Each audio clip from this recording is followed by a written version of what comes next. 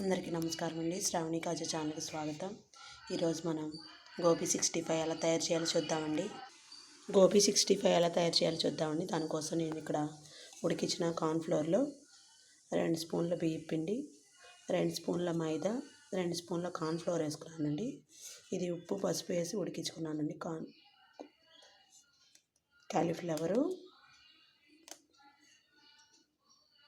దీంట్లోనే 2 స్పూన్ల కార్న్ఫ్లోర్, 2 స్పూన్ల మైదా, 2 స్పూన్ల రైస్ ఫ్లోర్ వేసుకున్నానండి. అలాగే 1 టేబుల్ స్పూన్ అల్లం వెల్లుల్లిపాయ పేస్ట్ కూడా వేసుకున్నాను. 1 టేబుల్ స్పూన్ గరం మసాలా వేసుకోవాలండి. 1 టేబుల్ స్పూన్ కారం, 1/2 టీ స్పూన్ ఉప్పు వేసుకోవాలండి. సాల్ట్ ఆల్రెడీ కాలీఫ్లవర్ ఉడికించుకునేటప్పుడు సాల్ట్ పసుపు వేసుకు ఉడికించుకున్నాం కదండి, అందుకని కొంచెం ఉప్పు చూసుకుని వేసుకోవాలి. ఇప్పుడు ఇవన్నీ మిక్స్ చేసుకోవాలి. కొన్ని వాటర్ వేసుకొని కడాయి పెట్టుకుని ఆయిల్ వేసుకోండి.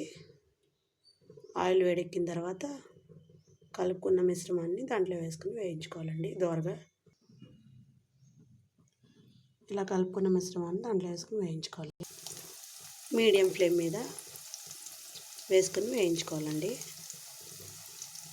సిమ్మిలో పెట్టుకుంటే నూనె ఎక్కువ లాగేస్తుంది, హెచ్లో పెట్టుకుంటేనేమో మాడిపోతుంది.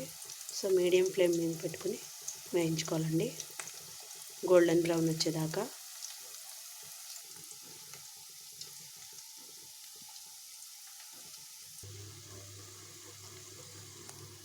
ఇదిగోండి గోల్డెన్ బ్రౌన్ వచ్చింది. ఇప్పుడు మనం దింపేసుకోవచ్చు. ఇందులో కావాలంటే ఫుడ్ కలర్ కూడా యాడ్ చేసుకోవచ్చు, కానీ ఇక్కడ నేను వేసుకోలేదు. మీకు కావాలంటే యాడ్ చేసుకోండి. ఫుడ్ కలర్ హెల్త్కి అంత మంచిది కాదని వేయలేదు.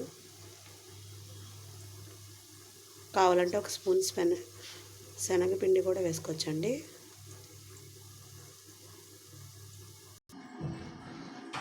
అంతేనండి, గోబీ 65 రెడీ. మీకు మా ఛానల్ నచ్చినట్టయితే లైక్ చేయండి, షేర్ చేయండి, సబ్స్క్రైబ్ చేయండి. Thank you friends. Thanks for watching.